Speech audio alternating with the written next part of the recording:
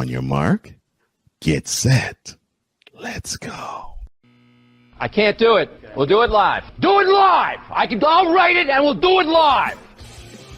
Mister, will you please wake up, wake up, wake up, wake up, wake up?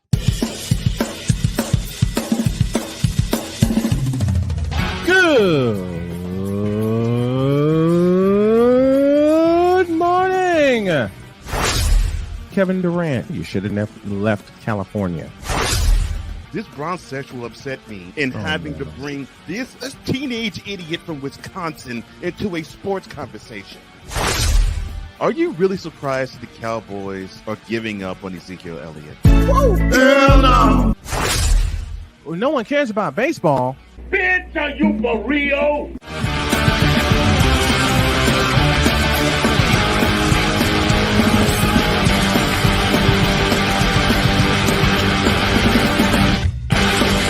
It's Bacon! Sorry, had to get that one out. Good.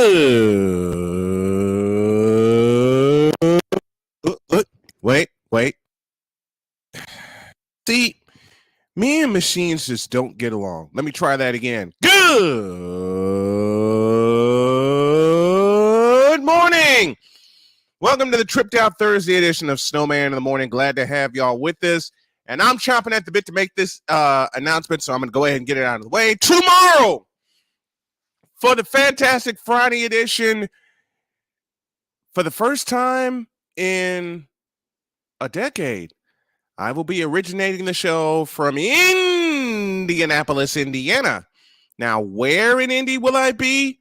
Y'all will just have to tune in and find out. So the Hog TV is with us this morning. Patriots historian Bob Hildberg, Sig Diggy joining us from Norway. And we're not going to even waste any time because I was told to buckle up. So let's sit back, relax, and strap it down, and let's get totally deets right now. Passionate. Come after me! I'm a man! I'm 40! Unflinching. Let's go back to losing. Parking was easier. Unrelenting. They're not gonna keep him off the field tonight! Totally. This one has a chance! Deeds.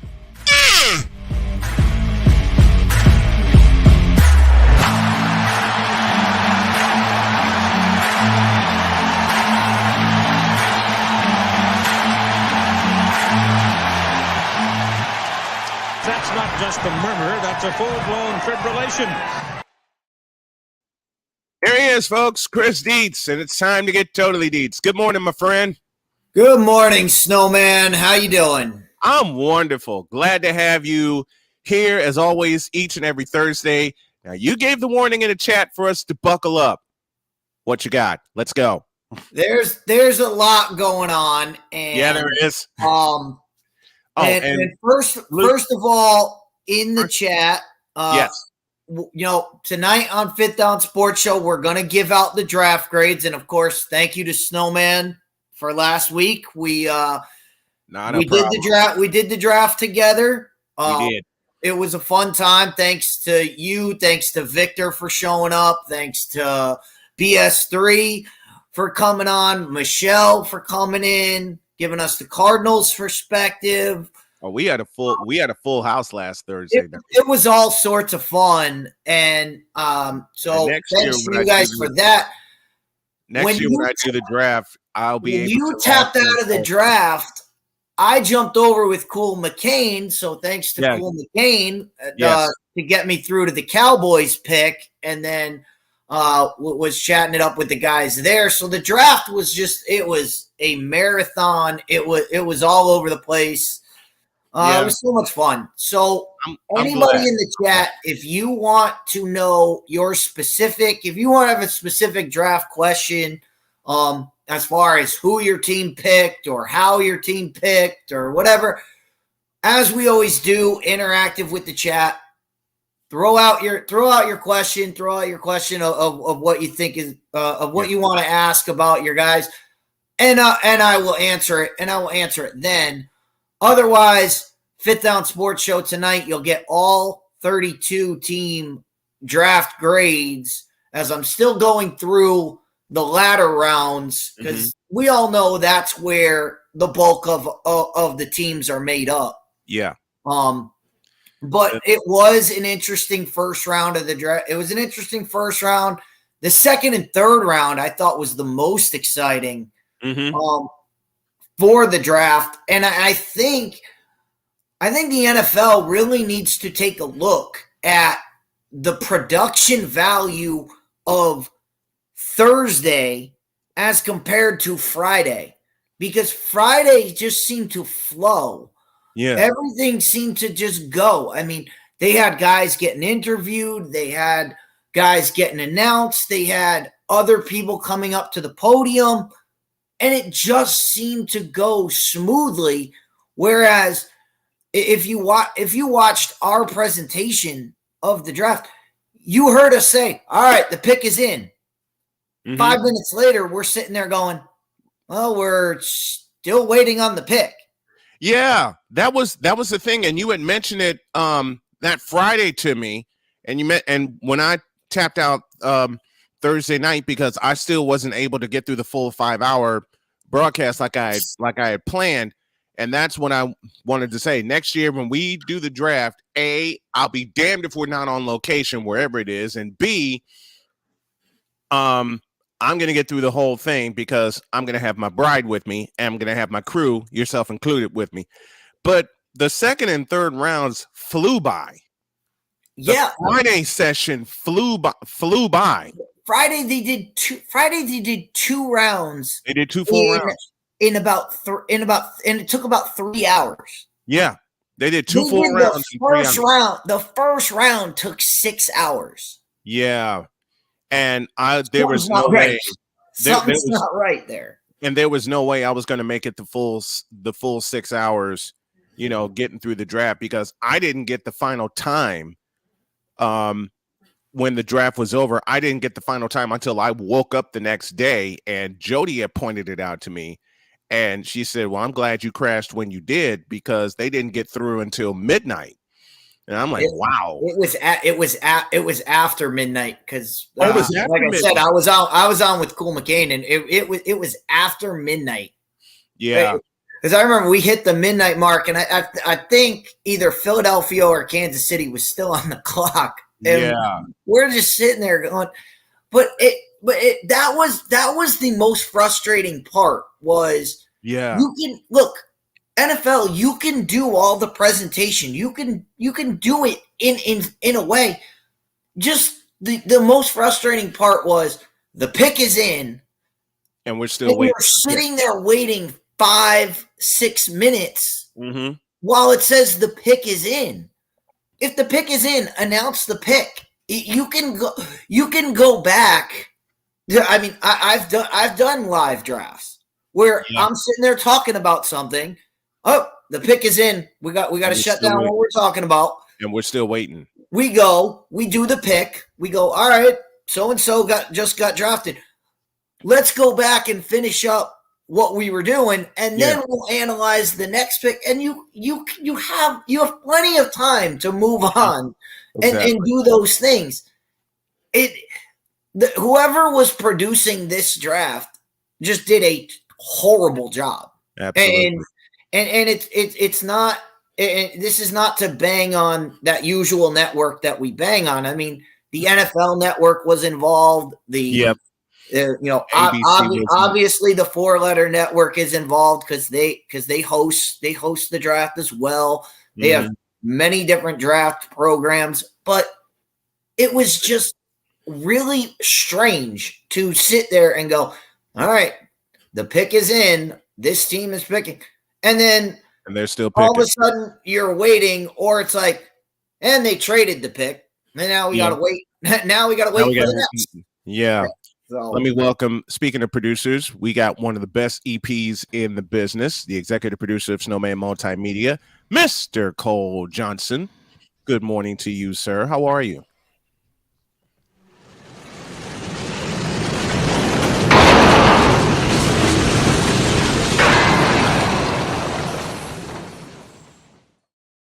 When Dietz is in early, we're already off the rails. And when Dietz has a 2-liter of Dr. Pepper, we're already off the rails. How are you, my friend? Good. It's so good to be with you again this morning.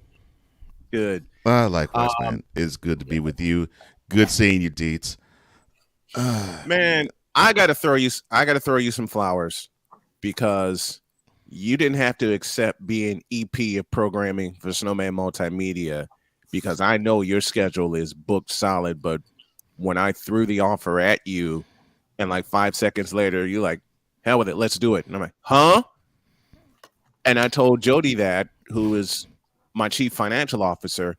I told Jody that, and she just like laid a kiss on me and said, "Good call," because she, through my programs, has seen some of the other candidates that wanted to team up with me and help my show out and everything. And she just did what the refs do on an incomplete pass. She did this, and then she met you, and she just walked by and said, "Good call." So you got a vote of confidence from not only my partner of partners, but my COO of the Snowman Multimedia. So you got a vote of confidence. And Dietz, you got a vote of confidence also from the missus, because she may not be a draft nerd like we are, but she heard some of your analysis with some of the other teams, Colts included. And she walked by and gave me a thumbs up when we were doing the draft that Thursday night. Cause like I said, she was feeling sick, and she came by and she gave a thumbs up. So everybody that's with this crew got a thumbs up. And we got our first question of the morning from Hawk TV. He's got 3 teams he's interested in. And the first one he's going to throw at Dietz, the Washington Redskins. Talk to me. To answer the question of that, and I'm going to talk about this a lot more on Fit Down tonight when I do the actual grades. Mm-hmm. I know people are looking for like that high school like A through F grade. Yeah. I do not give A pluses. Right. On in the initial reaction to the draft, And nothing is an A plus, right? And at the same time, nothing is an F. And, right? and you've never done in the times I've been with you in the 6 years we've been together, you've never given out those letter grades. And I've never given out those types of grades because, first off, the draft I always take it as a 3-year process. Yes. 3 years from now, we can assess, all right, this is the 2023 draft. This guy, these picks were A pluses, or these picks failed miserably because they're not in the league anymore. That's how I do it. So I do it usually A, B, and C. Let me talk to Cole about this. Let me talk to Cole about this subject because, Cole, you and I have talked about the draft and how they can improve it also. And we basically have echoed the same thoughts that Dietz has, in that you cannot and should not give out immediate grades because you won't be able to assess the draft picks for each team for at least 3 years. So now we can actually address one of the picks that we can talk about, just to give an example, is Tua Tagovailoa, because he's been in a couple of years now out of Alabama. But that's the concept where Dietz is coming from with his assessment of the draft. Let me hear yours. Well, you also have to deal with, if you're going to have an audience element to it, whether it's TV or live. Yes. You're going to deal with an audience that either has an understanding of who these players are, right? If they're the big names, or if they don't really do the studying, which most fans don't. If you give a name that they don't, could you say that aloud again, please? Oh yeah, I love you for saying that. Yeah, and salute to you.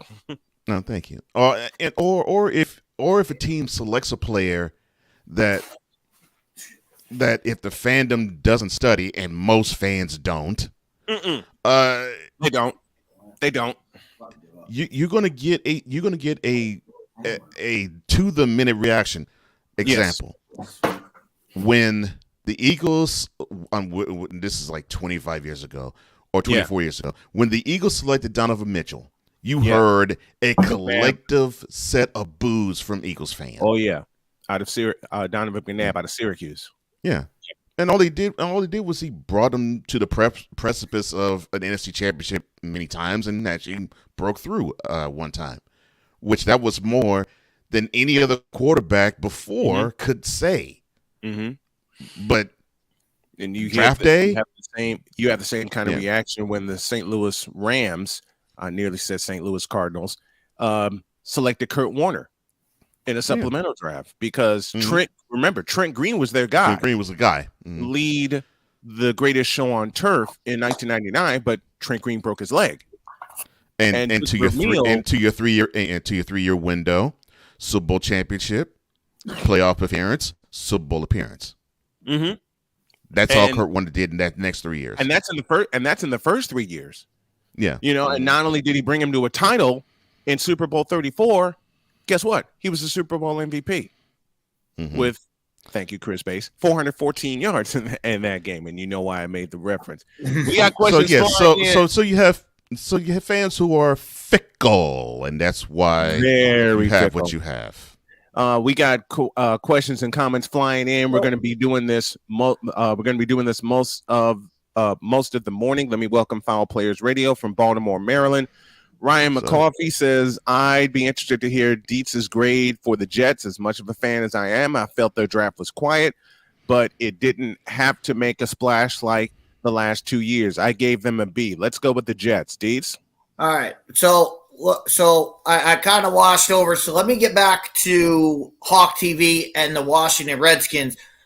In evaluating the Redskins, they addressed some of their needs. So that gives them a positive grade. But I felt like the players that they drafted, I felt like they could have gotten other players that were better at those positions. Right. Case in point, Emmanuel Forbes in the first round. I had him lower on my board, but he filled a need for them.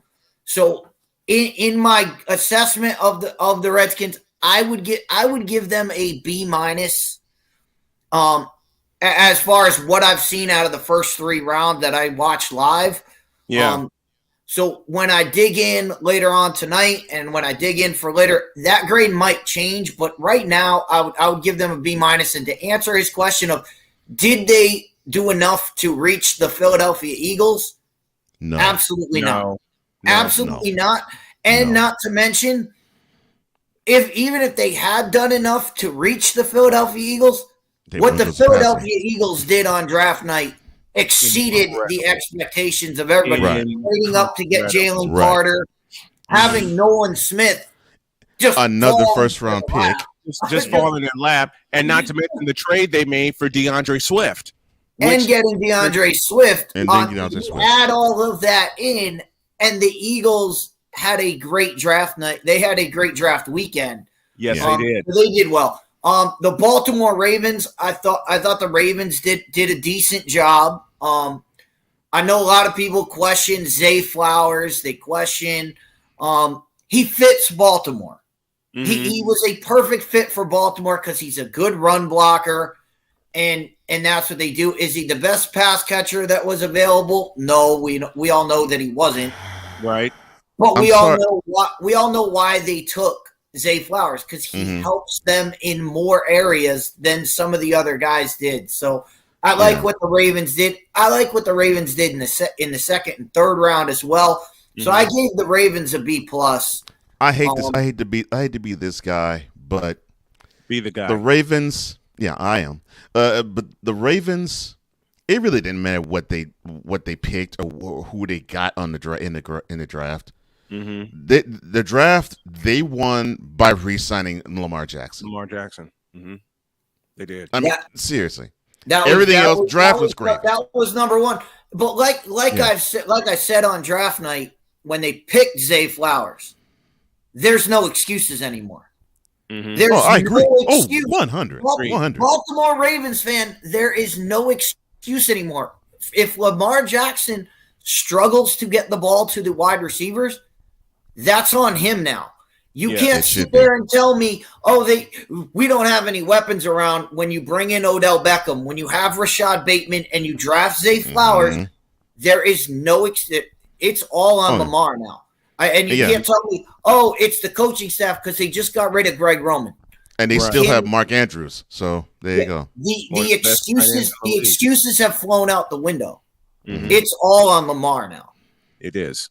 And for them to sign him for as much as they sign him for, you know, that puts a lot more into it as well. Yeah, so, it's him or bust now. For the Ravens, it's him or bust. So let's get to the Jets. Let's address Ryan McCarthy. Yeah.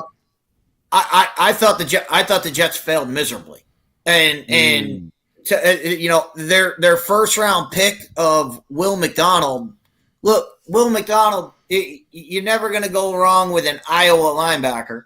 True. But even though he played at Iowa State, it's still the state of Iowa. So we'll give him some props there. Right. But when a guy like Nolan Smith goes 30, and you took Will McDonald, that has to be taken into consideration. As far as what the Jets did, as far as what the Jets did the rest of the draft, like Ryan said, they did not make a splash. They did not get anybody that really you go, all right, this is great, because the Jets were not thinking about the draft. The Jets were so preoccupied with getting Aaron Rodgers, and they did that the day before the draft. So what I said about the Ravens, that's exactly what I think about the Jets. Yep. Just switch Lamar Jackson's name with Aaron Rodgers' name. And we said the draft was all about getting Aaron Rodgers for the Jets. We said it on draft day, and I'll say it here again. Does anybody believe the Jets on paper are any better today than they were when the season ended? Jets fan does. As far as they'll be more competitive on the field. Do I feel that they can challenge the Buffalo Bills? No. Do I feel that they can beat the Patriots? Well, the Patriots have beaten them 14 straight times. You will love this, Deets. Until the Jets actually beat the Patriots on the field, will love this, Deets. Don't give up a punt return to lose the game. Until things like that until something like that doesn't happen, I'm not going to sit here and believe the Jets are any better. Cole, the Jets are the fourth best team in the AFC. You will love this, Deets. So go, Cole. The day after it was announced that the Jets finally got Aaron Rodgers as their guy, I saw Rex Ryan, I saw Damian Woody, I saw, of course, I saw Greeny, and there was another analyst. It was if I'm lying, I'm dying.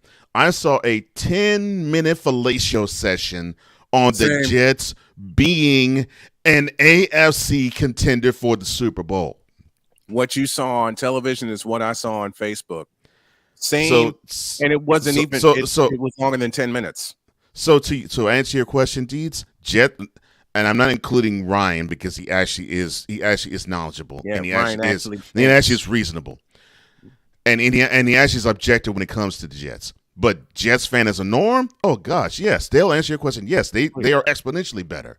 Yeah, but to the rest of us who know that, you still have to do something you haven't done in 7 years and beat the Patriots. Beat the Patriots. You have to do something. You have to do something that's better than just splitting with the team that you should beat twice in the Dolphins. And your measuring stick is still the Bills. I don't give a crap what you got on your side of the field. The answer to that question is hell no. To the no, no, no. Hell to the no. Hell to the no. To the no, no, no. Let's take a break. When we come back, more post-draft talk with Deeds, Cole, and myself. Throw your questions in the chat in the Fanatics feedback zone. We're going to answer them all for the bulk of the 120 minutes. This is Snowman in the Morning with Cole Johnson. We are back in a minute. This is Snowman in the Morning.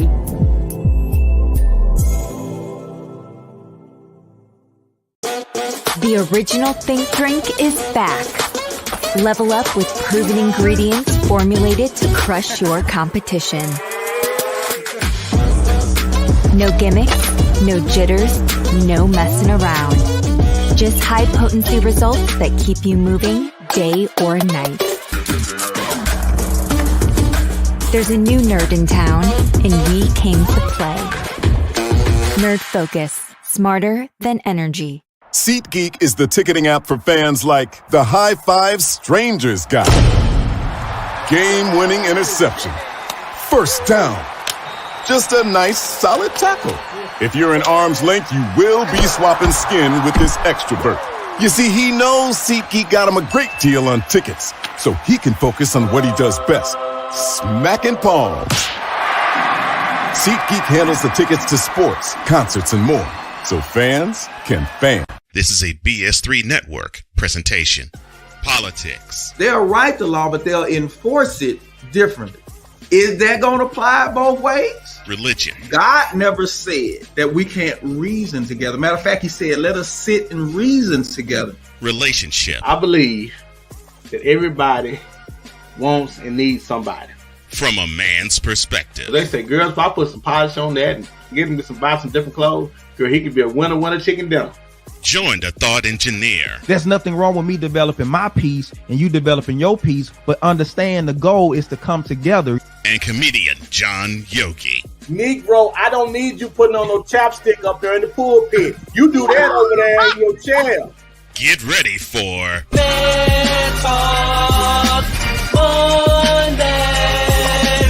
Live every Monday at 7 p.m. Central.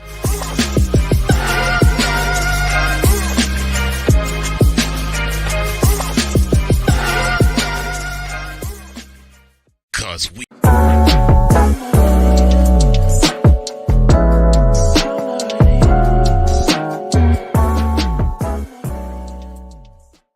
sometimes it boggles the mind. Like you would think just the one, because I'm sure there was other players that were doing it. I'm positive. Calvin really get busted. Like, oh, I'm gonna stop this right now. I'm done. Let me nip this on the bud. Then you get these are new candidates for morons of the year. Oh my god! But you gotta understand, they are morons.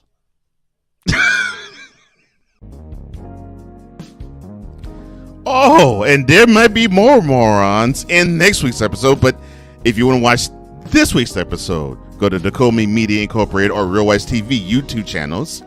Or if you want to catch the replay, it is today, 5 p.m. Eastern, 4 p.m. Central on the BS3 Network via Roku TV.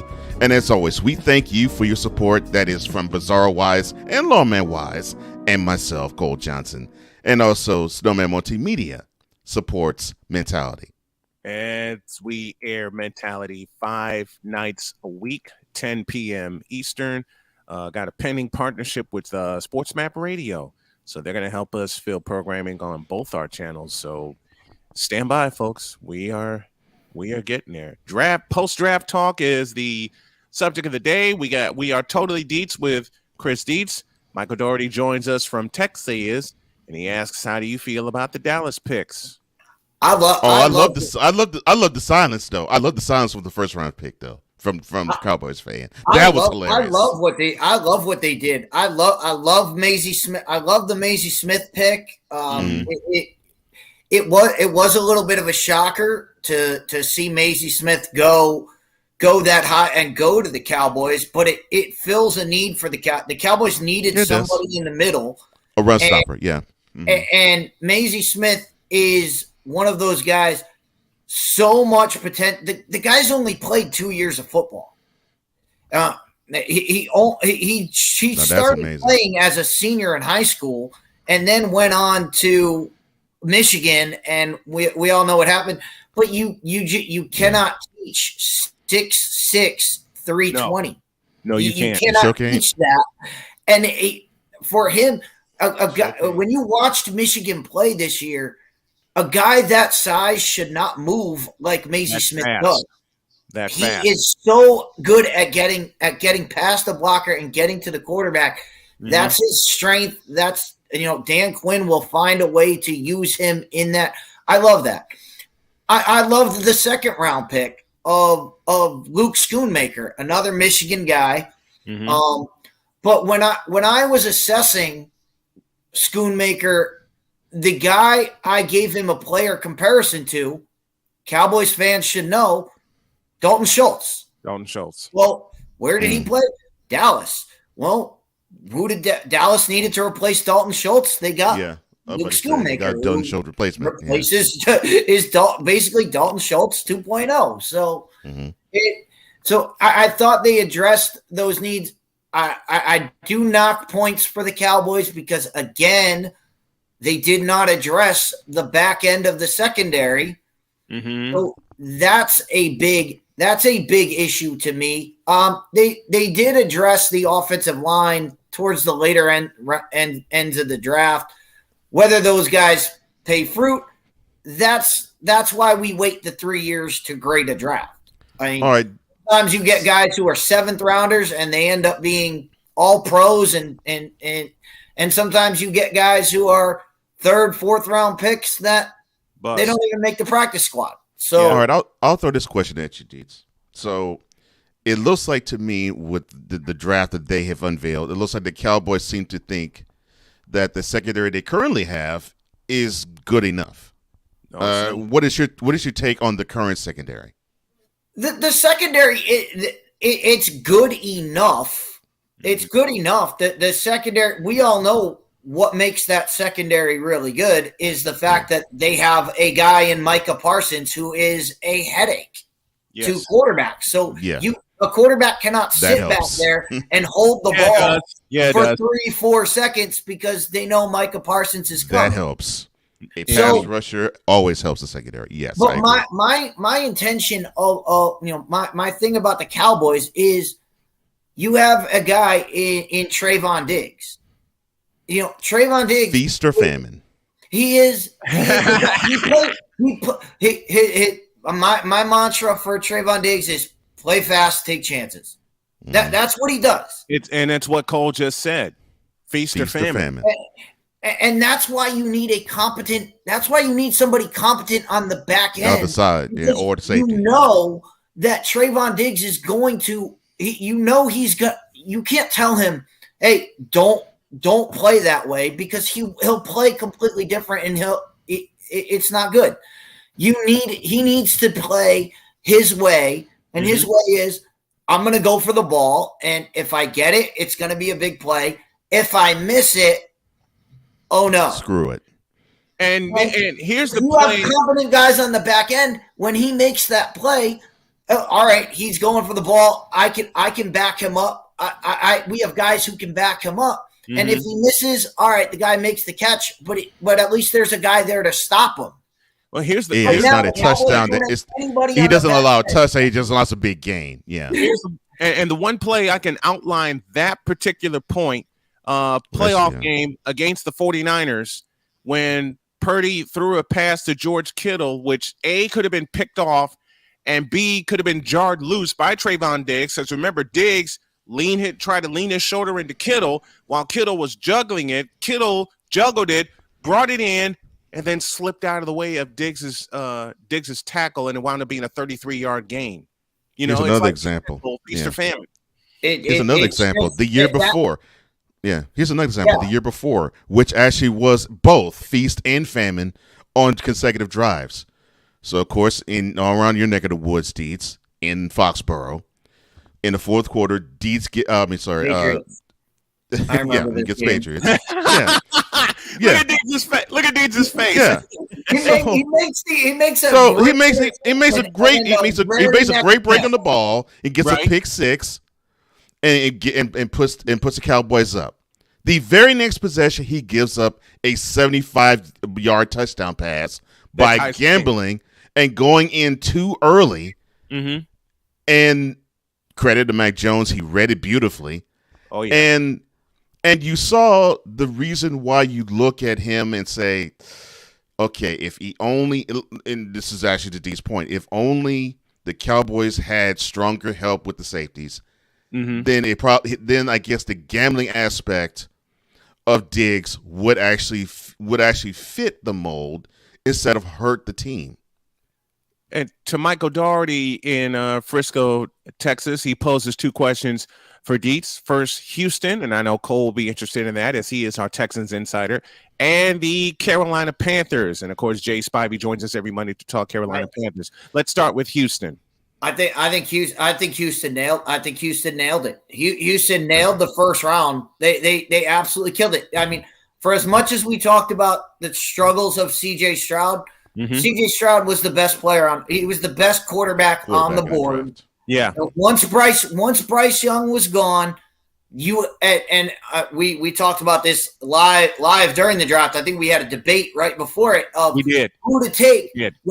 And me and Ben Sutter at the same time said Houston has to take a quarterback. You can't go into this game you can't go into this season without a quarterback. Not a quarterback. And you had to take CJ Stroud.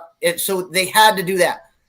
But then they trade back up to 3 and get the best overall player in the draft. You cannot discount that, and you cannot put that. You can't slight that to be. They traded up. They traded up and got the best player in the draft. So I'm all for it. And like I said, Will Anderson. Pass rusher. I liken him to Micah Parsons. He is the Micah Parsons person. That motor, yes. They got a serious pass rusher. That motor of Will Anderson's, yes. And Cole, you said it last. You said it best, and Deej, you said it while we were covering the draft that night. The Texans need, and I will never forget Deej saying this. The Texans need to find a way to get Will Anderson because we knew Young and Stroud will go 1 and 2, Carolina and Houston. Mm-hmm. Will Anderson had to end up with Houston. He had to go early, and the Texans made a brilliant move to trade up to take that pick and snatch Will Anderson. Speaking of Carolina, let's go to Carol. The funny thing about that draft show is we're sitting there the entire time Houston's on the board. Yes, me and the Eagles fan with the Packers wife. I forget his name. That's wife's a Packers fan. That's Kevin. Yes, Kevin. That's our buddy Kevin. Kevin and I are having an argument about do you take CJ Stroud or Will Anderson? Yep. We have this argument the entire time Houston's on the board. And what happened? And they get both. They get both. Right. And an argument over and I remember saying, and I remember saying, I said I actually did say, man, I really would like for the Texans to disappoint fans because I was thinking they should take, I said, any pass rusher that they can find, and I was thinking Will Anderson. If they could take him in number 2, I'd be happy if they took him over Stroud. I remember saying that, and they wound up getting both. But they wind up getting, because they did need a quarterback. They wind up getting Stroud. They trade back up to 3, and they get Anderson. And I said to many in private circles, I said, I am extremely happy with what the Texans did. I almost don't care what they did the rest of the draft. They did exactly what they needed. They got a quarterback and a pass rusher. Now they can build off of both. In back-to-back picks. So now they have 2 building blocks in this draft that they could start, and now they have the foundation built. And you have Will Anderson being coached by DeMeco Ryans. And DeMeco Ryans. That is a match made in heaven right there. And DeMeco Ryans is one of the best linebackers I've ever witnessed. Now, he may not be a pass rusher. He was basically a Mike Singletary. but so basically middle linebacker.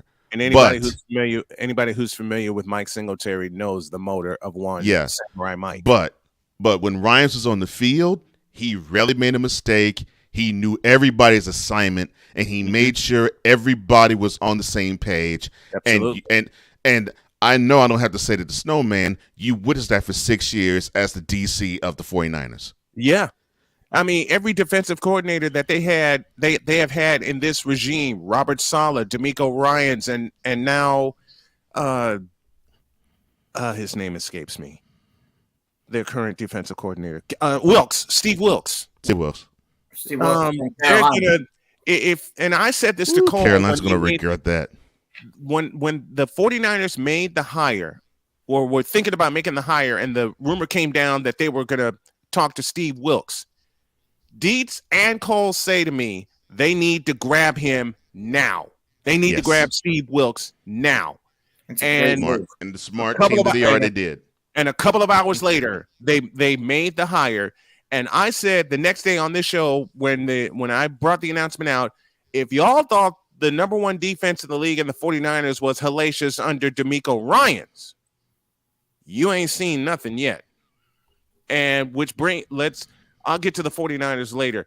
Michael Doherty joins us from Frisco, Texas this morning. He says, what about the Carolina Panthers? How did they do? Incomplete. I'm sorry, my bad. They made the pick. They made the pick. I mean, they made the pick they needed. They made the pick they needed. Yeah, you have to give them credit because there were a lot of voices telling them not to draft Bryce Young. Yes, but they pulled the trigger on Bryce Young, and I love that pick. I love that as the first pick. And the only problem is it took them 15 minutes to do it. Like it should have been done. It should have been done in 3. Yes, at the most 3. Right, the draft is starting, and by the way, the Carolina Panthers on the clock. And with the first pick of the 2023 NFL draft, weren't we joking about that the entire time the Panthers were on the clock? Because we spent I came on at 7, and the first hour, Dietz and I were going back and forth saying, how bad do the Panthers need Bryce Young? And we were thinking, okay, Young is going to go 1, and CJ Stroud's going to go 2, and the pick is in. I read it here on my screen. The pick is in, and Dietz and I are still talking before they even made the announcement. And we're like, that crap was gamesmanship. Yeah, it was. They waited 15 minutes so that they could have the other team sweat. And I'm like, pretty much everybody knew. Yeah, much everybody knew you was going to draft Bryce Young. I mean, casual fans knew you were going to draft Bryce Young. So non-fans knew you were going to draft Bryce Young. Yeah. I mean, so just get the drama over with. Yeah, get it over with. Indeed, we're due for a break, and when we come back, the thing about Carolina, let's just finish up Carolina before we take a break. So the thing about Carolina that I'm going to be looking at later on tonight, that I'm going to be looking at before I give them a grade. I don't remember them. I don't remember them taking any wide receivers in this draft. No, they didn't. They did not. And that to me, you traded DJ Moore to get the number 1 pick. Mm-hmm. Why you wouldn't take a wide receiver in the 2nd, 3rd, or 4th round? Well, why you let A.T. Perry fall all the way to the 7th round when he's right there? He's right there in Carolina. He's a Carolina kid, and he's 6'5", and he's 6'5". Mm-hmm. Why he slipped through Carolina's hands? I don't know. So what do we always say? You can't teach 6'5". Yeah, you can't teach. And I've had the pleasure of watching A.T. Perry. Right? And listening to my buddy Stan Cotton, who's the wonderful football voice of the Wake Forest Demon Deacons. And I can't tell you how many times they said A.T. Perry during every broadcast this past year. Now let's take a break. When we come back, more draft talk, as we're totally deets for this episode. And things are going to get a little personal. And I mean that very kiddingly. Back after this.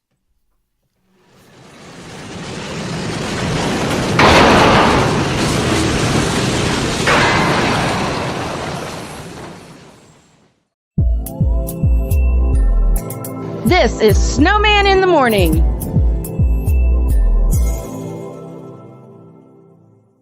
Here's an important message from the Diabetes Solution Center. Do you like pricking your fingers to test your blood sugar levels? No one does, but it's important to maintain your health. And now, by wearing a small remote device called a continuous glucose monitor, or CGM, you don't need to prick your fingers anymore. It's easy to use and helps you make more accurate diabetes treatment decisions. If you are testing your blood sugar 3 or more times daily, injecting insulin, or using an insulin pump, call the Diabetes Solution Center right now. And if you have Medicare or most major insurance coverage, you may be able to get a new CGM at little to no out-of-pocket cost. Shipping is free, and we'll even bill your insurance company for you. If you are testing your blood sugar 3 or more times daily, injecting insulin, or using an insulin pump, call the Diabetes Solution Center right now to learn how to end the painful finger sticks and get your own continuous glucose monitor, or CGM, at little to no out-of-pocket cost.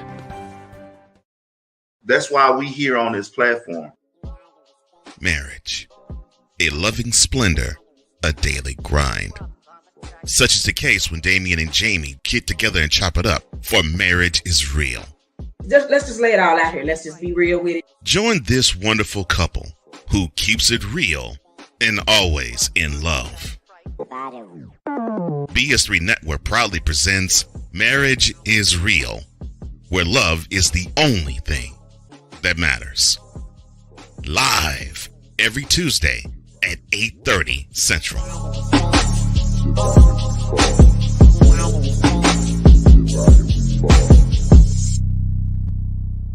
Oh, and Jamie has something to say. Deuces and trays. SeatGeek is the ticketing app for fans like the High Five Strangers guy. Game-winning interception. First down. Just a nice, solid tackle. If you're in arm's length, you will be swapping skin with this extrovert. You see, he knows SeatGeek got him a great deal on tickets, so he can focus on what he does best, smacking palms. SeatGeek handles the tickets to sports, concerts, and more, so fans can fan. The original Think Drink is back. Level up with proven ingredients formulated to crush your competition. No gimmicks, no jitters, no messing around. Just high-potency results that keep you moving day or night. There's a new nerd in town, and we came to play. Nerd Focus. Smarter than energy. Cause we take this job so serious. I'm sorry. I did that all wrong. My bad. Do it right, will you? Oh, God. Brother guest, I'm so glad, Ryan, that you here on Coffee with McCarthy. I love you. Oh, Lord, you beat me to it. What in the all types of blue hell? This is Snowman in the Morning with Cole Johnson.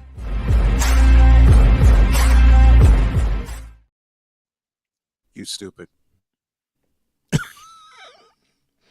What? I love you, but you stupid. What? Look, Bruce Pritchard. I can't even say it right this morning. Look, you played it beautifully, okay? I can't help it that we had our brother guest on the show. And I incited that mess. Yes, you did. I incited that. And I will take full responsibility for inciting that introduction. Because all I saw was the gleam in Cole's eyes. Man, I did that all wrong. And he's actually lamenting. Me? Nah. Ran with it. I was like, we're doing, and all I had to, well, do it right, will you? I played that for Jody. Mm-hmm. And she just gave me this look. And you know the look that your wife gives you when you say something you had no business saying, B, she knew you were going to say, and C, going to get a kick out of anyway. Mm-hmm. She looked at me and said, why'd you do that? You know what you're playing into. And then she heard that intro, brother guest, and walked out. Like I told you, my brother, you have a staunch supporter in my better half for all the comedic timing moments you bring to the show. Yeah. And also on a serious note as a EP of Snowman Multimedia. So we absolutely love you.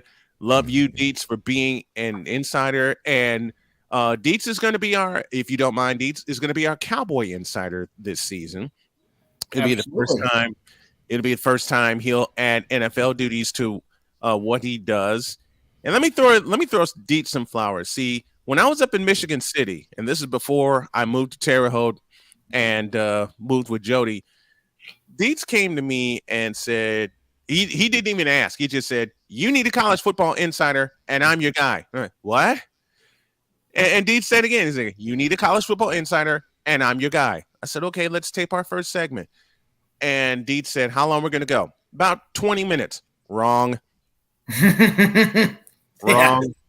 We went, how long we go? 90 minutes? 90 minutes. We went 90 minutes breaking down all the major conferences and even dove into Division I AA. We even dove into Division I AA. And the next thing I knew, I had to get ready for a game. And I'm like, oh man, Deets, we got to go. And he said, and Deets was like, but why? We're just getting started. I know that. Deets was acting like one of my kids when I said, I have to go. I got a game to get to. And Deets knew it. Deets knew it. He played into it. Deets knows my habits of getting there 2 hours early. And the next week I had him on.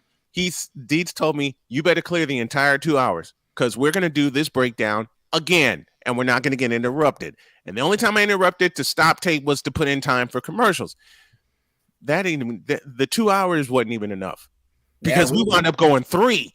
And I broke it all down and I aired it. we fly by, and we're told, oh, it has to be quick, concise segment. Right.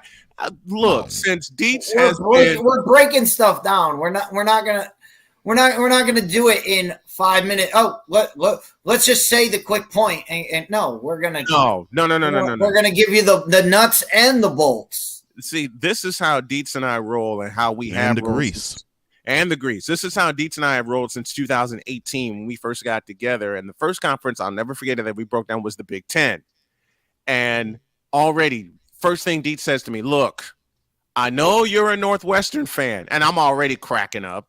And he says, but Iowa is going to win the West. No, they're not. And Deets and I had such a fun conversation about Iowa and Northwestern. And that was a good 20 minutes in and of itself. So Deets is back for his 6th season with us breaking down college football. And he'll also be our Cowboys insider. He'll come on each week and break down the Cowboys. And Cole, I'm hoping you'll come on each week to break down the Texans. And anybody else that wants to be an insider, drop your suggestions in the chat. I'll tell you the teams that we have covered. And I got to introduce y'all to Ryan Averterada, who's going to be our second 49ers insider aside of myself. Speaking of which, let's get back to our draft conversation. And we're up over 600 subscribers now. Less than 400 before we reach the magic 1,000. So tell your friends about Snowman Multimedia on YouTube, and welcome to the folks in Reno, Nevada at CSTV Now and CSTVNow.com, as well as BS3 down in Texas. You got something, Cole? Yeah, before we continue, let's do this now. Hour number 2 begins right now. Time for hour 2 of this spectacular. Ryan McCoffey now joins us this morning. That's what you need to do to beat Josh Allen. You need to make him uncomfortable. Hour 2, time for some Spivey notes. And here's Jay. Well, I know he's only in his 3rd year, but they're just wasting Justin Herbert. Hour 2. The hardest working content creator I know, the playmaker. Hey, LeBron James, the greatest scorer of all time. Hey. Hour 2. The one, the only Christopher Dietz. They rewarded Ohio State for not playing, and they punished USC for playing. Hour 2, Sam Shady. Oh man, it's been a roller coaster ride if you were a Philadelphia Stars fan. Hour 2, that's Big Ben, the man in charge of the BS3 network. And if I see Kurt 2 Chainz cousins. Hour 2, Chris Bay's joining us. Oh my God! Oh, this game! Oh, way to go, Sammy! Hour 2 was El Jefe. Oh man, I thought I missed it. What in the all types of blue hell? Time for hour 2 of this spectacular, and it starts right now.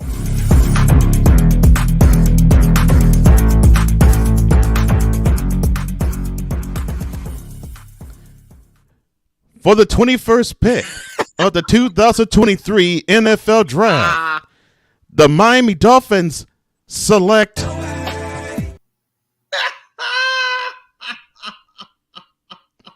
That's cold, Ryan.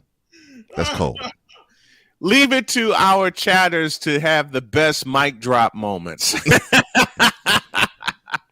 Hour 2 of this Thursday spectacular with Deets and Cole and all of the rowdy friends in the chat.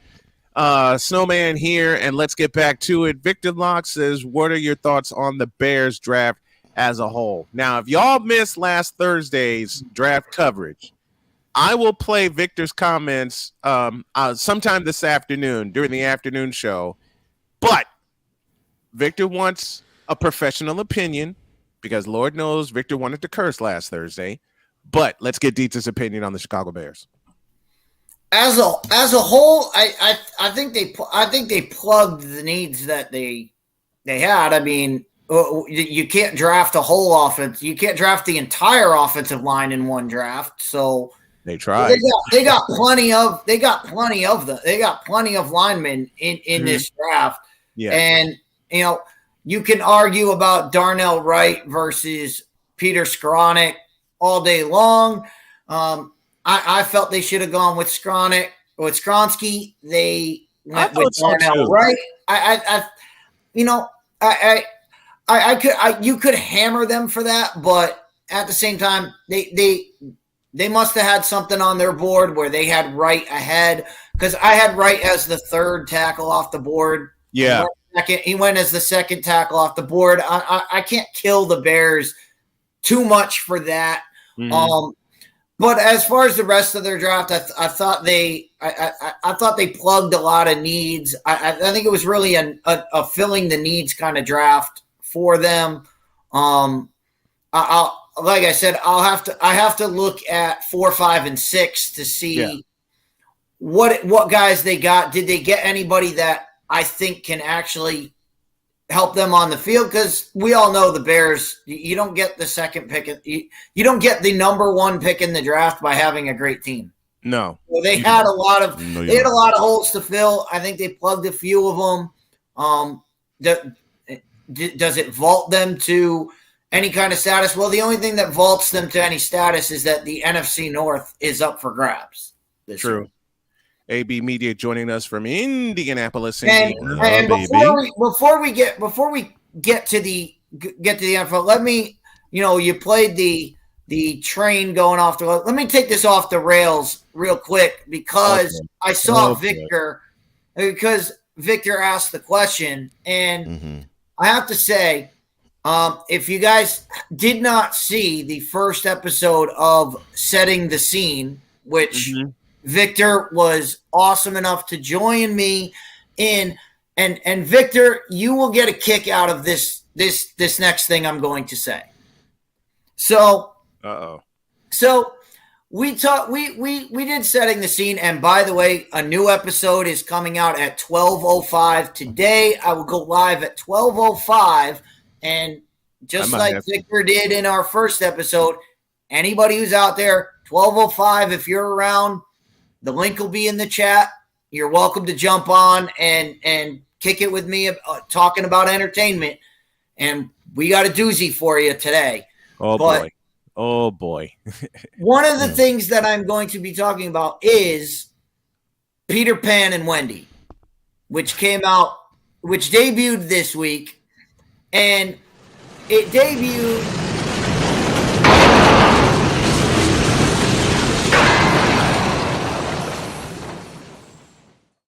Here we go again. Peter Pan. Lord have mercy. One that gets this, what I saw about Peter Pan and Wendy, Victor may be the only one that gets this. So they do this. So Rotten Tomatoes does a critic score and an audience score. Yeah. And it also allows the audience, when you leave a score, it allows you to leave comments on the video. Yeah. So, Victor, listen to this comment that I found on Rotten Tomatoes. Oh, boy.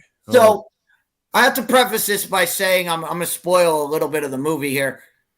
The Lost Boys in the movie, it's supposed to be the Lost Boys with Peter Pan, but apparently it's the Lost People because they're not all boys. So a comment, and I quote, Victor, you'll love this one. Jennifer Lawrence was the first Lost Boy. That's the comment. That was the comment in the comment section. Jennifer Lawrence is the first. Now, if you saw Setting the Scene where Jennifer Lawrence stated that there was no female lead. There was never a female lead in a science fiction movie ever before Jennifer Lawrence did it, which opened up the memes. Wait. Every time somebody does something first, nope, Jennifer Lawrence was the first one to do it. I'm getting because too that's old what for we this. Wait. Whoa! And I back it up with What in the all types of blue hell? Yeah. Ready? And pull. Trash. Before Katniss Everdeen, there was never a female lead in a movie. There was never a female lead. What? It never happened. It never happened according to Jennifer Lawrence. It never happened.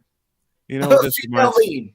I know a lot of people are going to get mad at me for playing this sound, but Cole will understand. You know what this group reminds me of?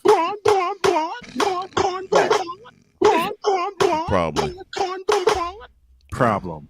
Big problem. Yeah, there was never a female action hero. So Sigourney Weaver, Ripley and Aliens did not exist. Linda Carter didn't exist. Linda Carter as Wonder Woman didn't exist. Linda Hamilton in the Terminator series. I mean, what are we doing here? And again, Victor was joining us, and that's why I said when I played the clip, I said this is what people say all the time: is Jennifer Lawrence was first. Wait. Thank you, Thomas, for this.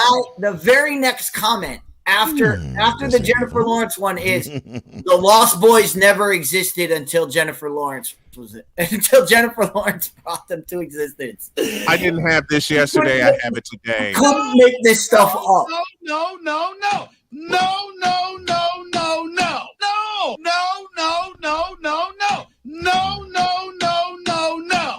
Angelina Jolie and Salt, a movie I happen to see. Yeah. Oh, thank you, Cool. Pam Grier. I guess her movies are just gone to Jennifer Lawrence. That I said on the show. But like I said, you can't make this up. The thing's been out for a week. The very first comment, from the audience, and it's just getting absolutely panned by comment. So we're going to break it down at 12:05. It's going to be fantastic. We're going to talk about that. We're going to talk about Cleopatra, who, for everybody who knows, Cleopatra was a Greek, Macedonian, Egyptian leader. Yeah. But according to Netflix, she was African. Apparently she was black. What in the all types of blue hell? When 99% of archaeologists have said, no, she was Greek, Macedonian, and white. What the hell is that? You can't make this stuff up. Wait a minute. I have the perfect question for Netflix. Who in the blue hell are you? What? Base, do it again. What in the all types of blue hell? What?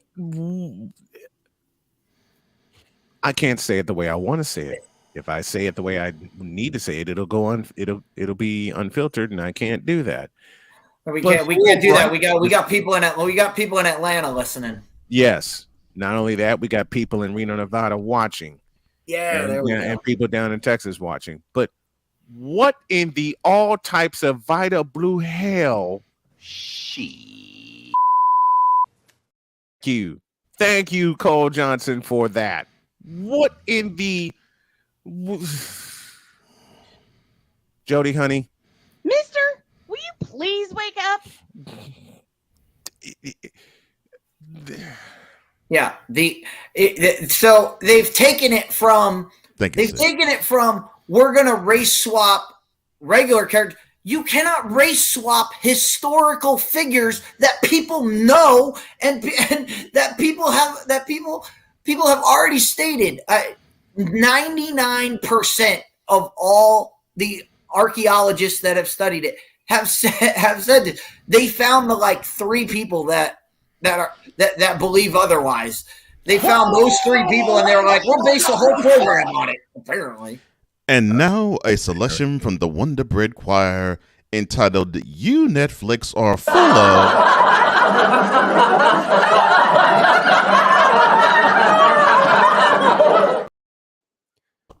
Backup selection from the Wonder Bread Choir entitled You Trippin'.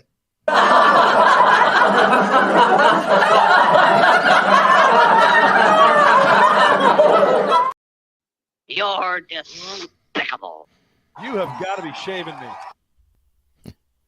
That's one of my favorite ones. You got to be shaving me. I love that one. And we bring I got that from a Padres game. We bring this stuff up. We bring this stuff up because it's not even that. And again, going back to Peter Pan and Wendy, it's not even that they race swap people. They race swap Tinkerbell. 100. Oh, the opposite way. 100 Cole. They race swap Tinkerbell, which is okay. They did what? It's not the worst thing. It's not the worst thing in the world to. All right, you took Tinkerbell, a blonde-haired, blue-eyed fairy, and made her made her an African American. That's fine. Like the actress that plays Tinkerbell, she's good looking. I could deal with it. However, they did it because we have to represent. We have to represent the African Americans. And then what did they do? They made Tinkerbell basically irrelevant to the story. They basically took her out of the story and made her a non-element. And so you race swapped her, and then you just made it so that she's irrelevant. You could take Tinkerbell out of Peter Pan and Wendy. You could take her whole character, take her out of the story, and it doesn't change at all. And all that and more.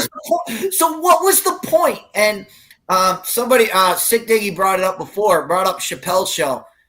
That's why we're labeling the show today of setting the scene. We're labeling it as one of my favorite Chappelle show. One of my favorite Chappelle show segments was when Keeping It Real goes wrong. Yes. So the title of this episode is When Representation Goes Wrong. Because they just failed at so many things. Like, yeah, they okay did. To have, like, if you want to make Tinkerbell whatever race you want to make her, she's integral to the story in the cartoon movie. She's the driving force. She brings Wendy there. She's infatuated with Peter Pan. She gets mad at Wendy because Peter has an affection towards Wendy. She tells Captain Hook where to go get them. That's what she drives the entire plot of the cartoon movie. She does none of this in the live action movie. She's just there. She's just there in the background. Like, all right, she's there. So I hope you and I know this is going to sound weird because of the complexion of my skin, but I hope y'all feel represented. She's just there. She does nothing. Nothing. Oh boy. All that and more. That's not represent. That's represent. All right. Hey, that's checkboxing of saying, hey, we put an African American in our movie. Go watch it. Okay, they don't do anything, so it doesn't matter that they're in the movie. Deets sets the scene at 12:05. Back to business. And that concludes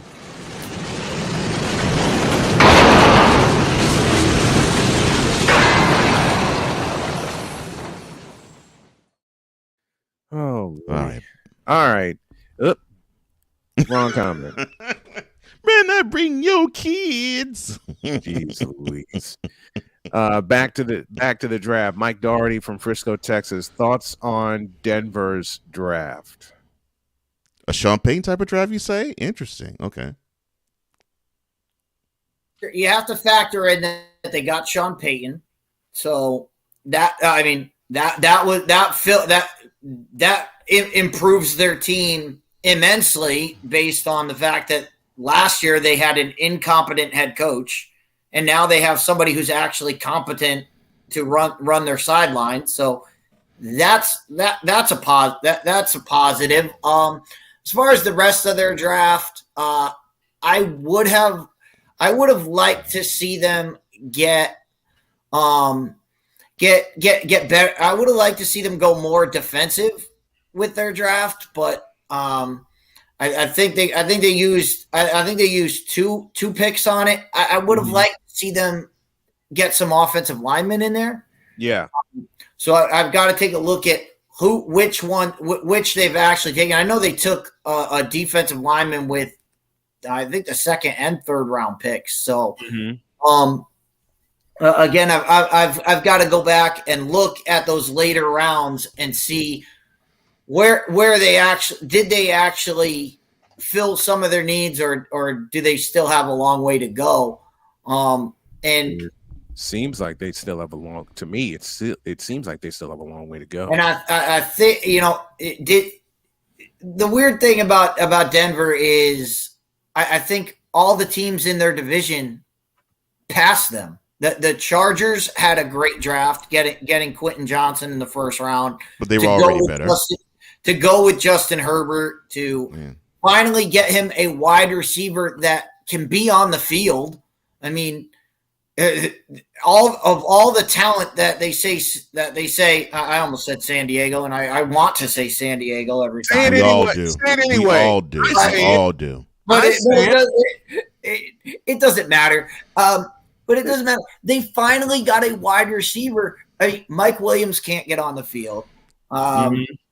They can't stay on the field. Keenan Allen, great guy in the locker room, but just great guy in the locker room and can produce when he's on the field, but he can't stay on the field. He can't stay on the field. He's on the field for about 4 plays, and then he takes the rest of the game off. The rest of the game off.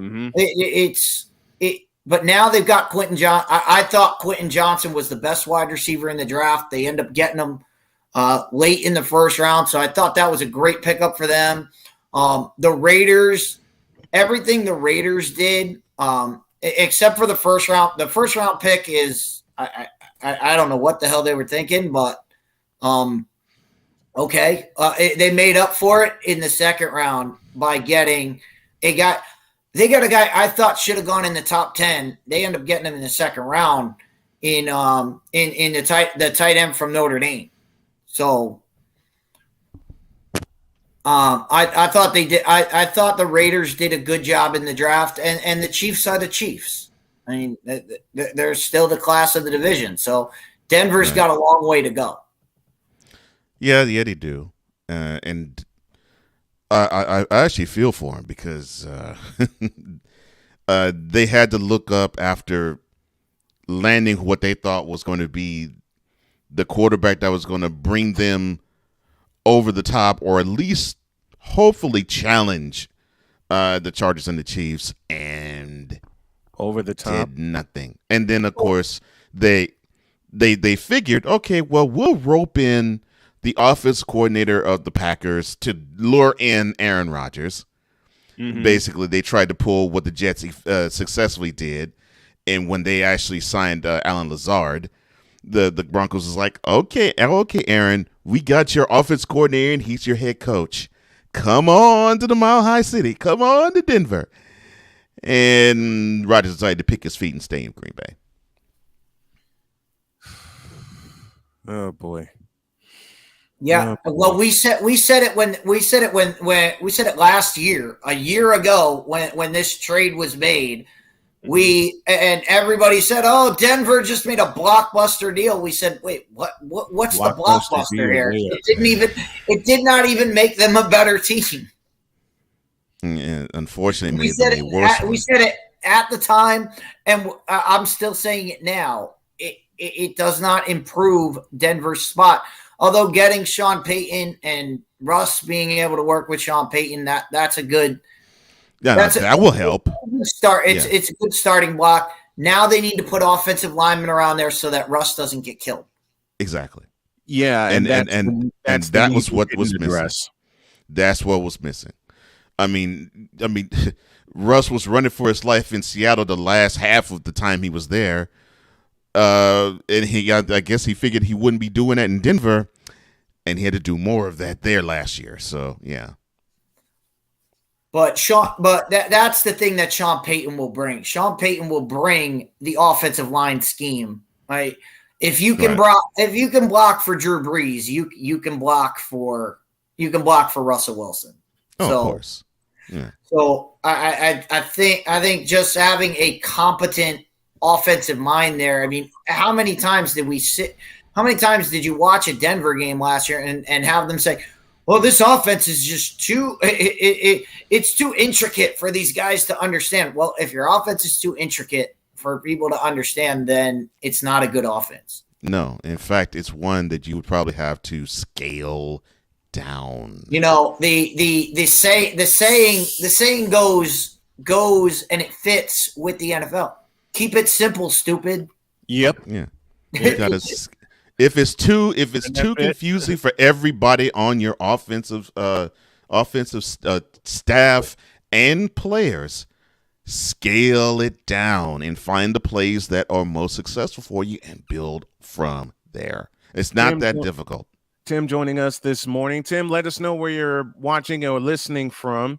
Listening as he drives, he says, go Patriots, and also go Leafs. So we got a hockey reference on this program. Tim, thanks for tuning in this morning. Information Man Show, thank you to you.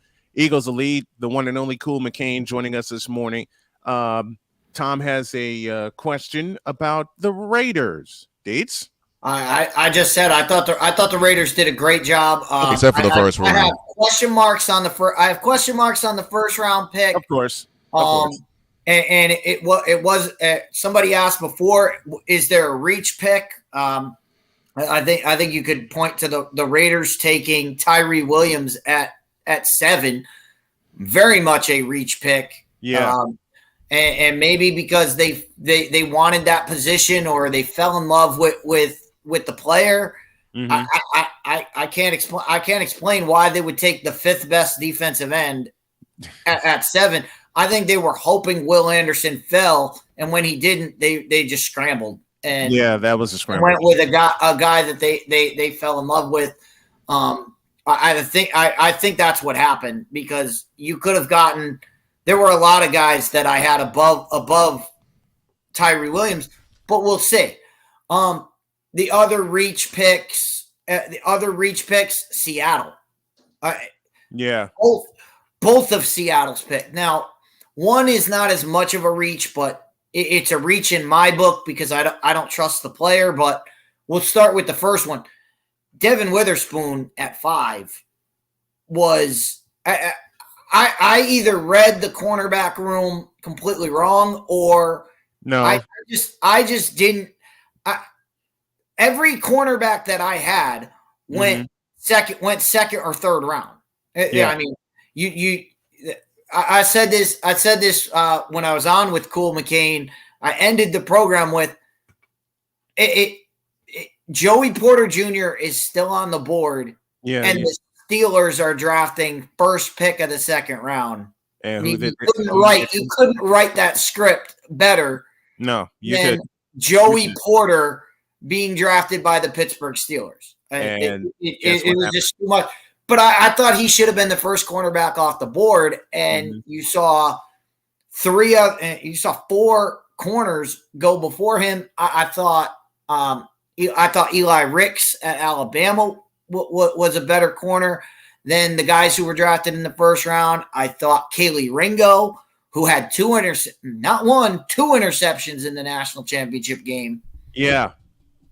I thought he would go a lot higher than he did, especially being a Georgia guy, getting that Georgia bump that seems to happen to all Georgia defensive players. the only thing I can say about him is at least he didn't go to Philadelphia. True. Like every other Georgia defensive player. Mm-hmm. But yeah, I think Devin Witherspoon was a big reach. But I also thought the second pick Seattle had, which was Jackson Njigba Smith, which some people had him as the number one wide receiver on their board. You didn't like JS. I didn't like him. I didn't like him in college.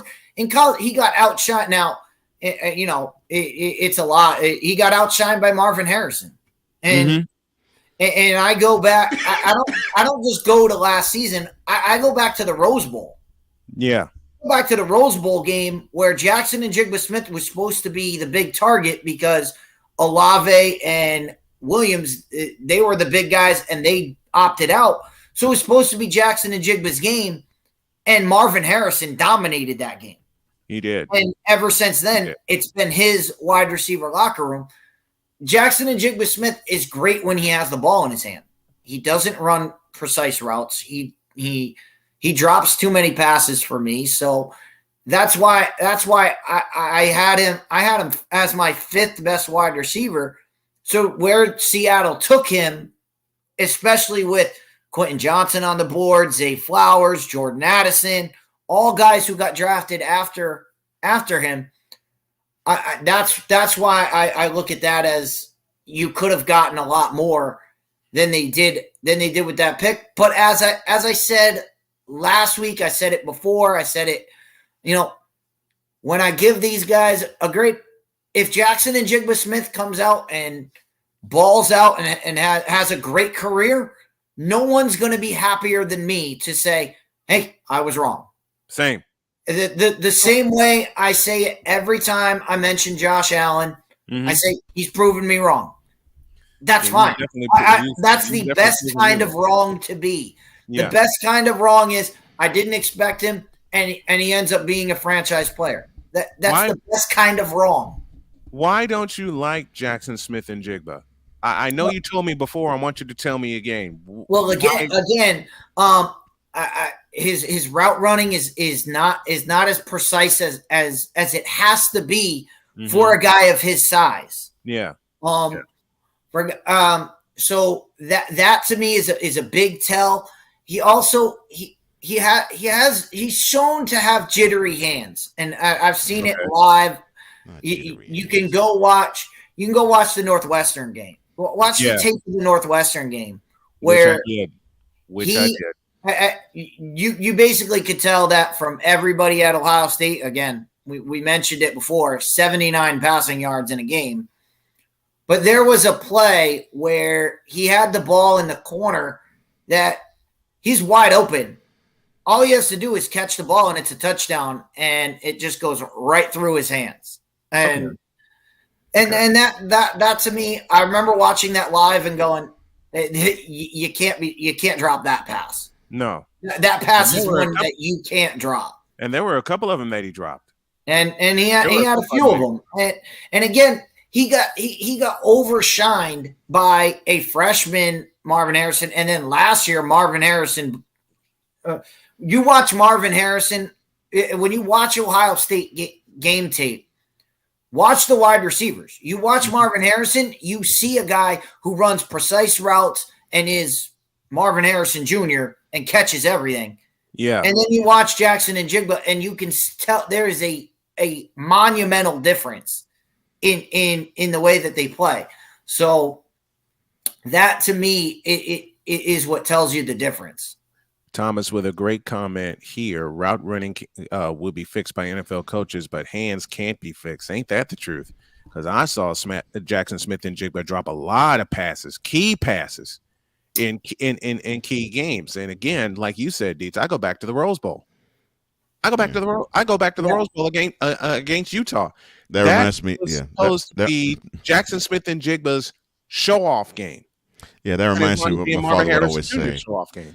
That reminds me of what my father would always say. If a person didn't really have great catching ability, he said, "Yeah, you hit the man in the wrong place, the hands." Mm-hmm. To that point, route running it can be coached. but it also it's in the play. The player has to be a little more has innate to too. be- Yeah. The player has to be able to recognize the route. I mean, and you don't have The to importance be, of it. You don't have to be a great route runner to be a great wide receiver. I mean, just ask Randy Moss. Randy Moss ran 3 routes. He ran fly, dig, and stop. That was it. But he knew the importance of them. That was his route running tree, and Randy Moss is one of the greatest wide receivers of all time. Period. Not greatest, but one of. Okay. Agreed. You talk about a guy when you're not the size and speed of Randy Moss, you have to be able to run precise routes. You have to be able to run that 5-yard slant. You have to be able to hit that mark, and you have to be able to hit it on when the quarterback is hitting his 5-step drop, which they don't do anymore because of shotgun. Right. But still, everything's in the shotgun now, and barely anything is under center. But it's still time. There's still a timing mechanism to it, and if you're not running the precise route, when that timing's off, you see it, and usually bad things happen. So that's why route running is so important, and why it has to be ingrained in the player. You can coach it all you want. It has to be. But the player has to be able to run, has to be able, that third step has to be able, you have to be able to dig in on that third step. That's your plan. That's your plant step. Otherwise the entire play is going to be off. And it could be, you could not even be involved in the route. You could be the decoy, but you still have to run that route perfectly as if you're getting the ball, so that the defense thinks it's going to you when the ball's actually going to the wide side to a guy who's wide open. So it's very yes, coaching comes in, but it has to be the player. Eagles elite Jackson Smith-Njigba doesn't look the ball into his hands. He should have been coached onto that way by now. That is so true. And Dietz, that's a point you often bring up about Jackson Smith-Njigba. He doesn't look the ball all the way in. And Cole, to repeat your point from earlier, hit him in the wrong place, the hands. And he has elite talent once the ball gets in his hands. Yes. The problem is most of the time he's looking he's looking, all right, what am I going to do? The ball's coming to me. What am I going to do with it? Well, you have to catch it first. You have to catch the ball first. Before you can make people miss. And that's the one thing that's why Seattle got him. That's why they drafted him there, because he can make people miss. And when you miss him, he'll make you look silly.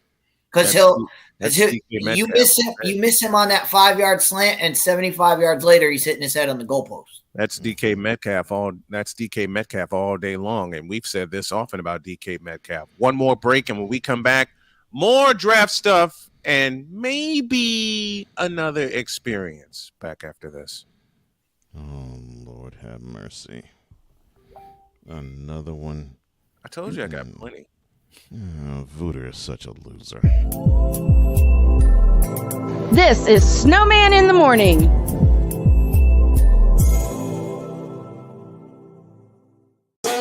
The original Think Drink is back. Level up with proven ingredients formulated to crush your competition. No gimmicks, no jitters, no messing around. Just high-potency results that keep you moving day or night. There's a new nerd in town, and we came to play. Nerd Focus. Smarter than energy. Are you waking up in the morning with a sore jaw, headaches, maybe even ringing in your ears, all because you're grinding and clenching your teeth at night? That's exactly what was going on with me. That's when I found this, the Brux Night Guard. Now, the Brux Night Guard redirects the bite force away from the back teeth, reducing jaw pain while still protecting the teeth. This unique design is what makes Brux Night Guard different from all other traditional grind guards. Go to BruxNightGuard.com and order yours today.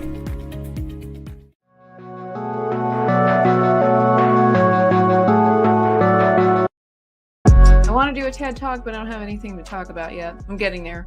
Life is for the living. We're not here that long. You can learn anything you want to learn without any money spent. What do I really enjoy? What do I really want out of life? I am your host, WIZE. Are you in a life holding pattern? Well, this is for you. Welcome to the Stuck in My Mind podcast.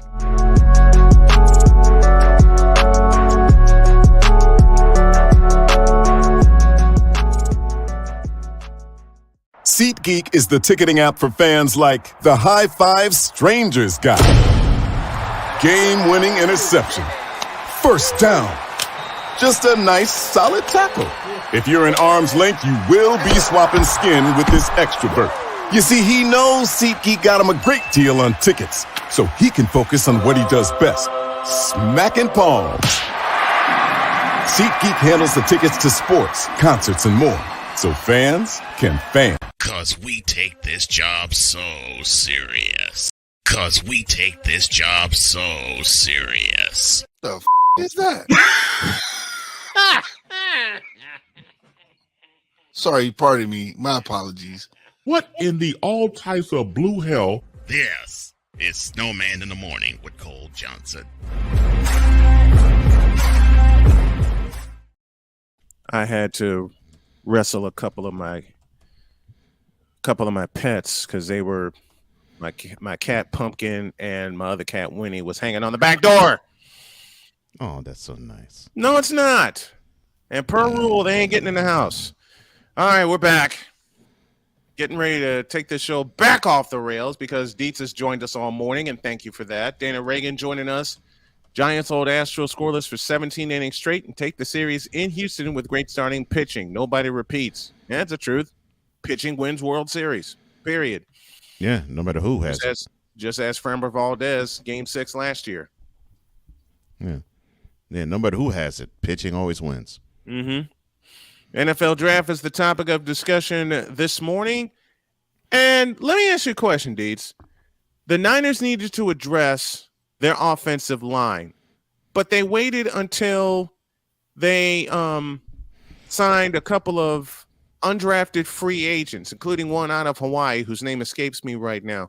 You think I know they needed to draft an offensive line, but I think it's something John Lynch said. We're not going to draft an offensive lineman, just to draft an offensive lineman. Give me your quick assessment of the 49ers. I thought they would go more in the offensive realm, than they did. And it was weird. They were taking defensive linemen. Yeah, and linebackers. When your biggest need to address is your secondary, mm-hmm. which was kind of odd for me, but with them trading, you have to assess the 49ers with they traded their draft to get Christian McCaffrey. Yeah. So when you look at it that way of, hey, would you rather have a bunch of these rookie guys or Christian McCaffrey? Well, Christian McCaffrey easily answers that question. He answers that question every time. So, mm-hmm. So that factors in to the fact that they were drafting so late that I really think they were just going, all right, who's the best player on our board? Let's take them, and regardless of position, we're not going to try to fill our positions. We'll fill our positions later on. And sometimes that's a good thing. Sometimes you sign these guys and you just hope. It's hope mm-hmm. and a prayer at mm-hmm. that point. Yeah. We talk Bears, we talk Texans, we talk Panthers. How about the Pittsburgh Steelers? How do you think they did? I thought they did really well, and trading up to get Broderick Jones, which they needed a guy. They needed offensive line, and Broderick Jones is a guy that you can put him anywhere. You can put him anywhere on the offensive line. We've seen him play every position. We saw him play guard. We saw him play tackle. We saw him play right, left. So his versatility is what intrigues me about him, and I thought the Steelers did really well getting player. And then, of course, we just talked about it. You're never going to be wrong when the Pittsburgh Steelers draft Joey Porter. Yeah, I was so hoping that like the Ravens would take him or the Bengals would take Joey Porter just so we could see Joey Porter Sr. sitting and having to wear one of those team colors. Yeah. Yeah. You know, because I had a lot of people that said, "Oh, you know, he would never do that." No, family trumps team. Family trumps all. Okay.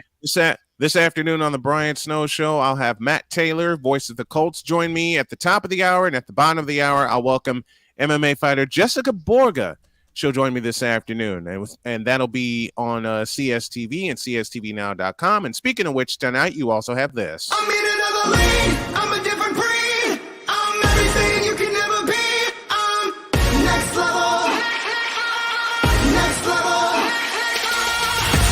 Thursday nights are wrestling night on CSTV.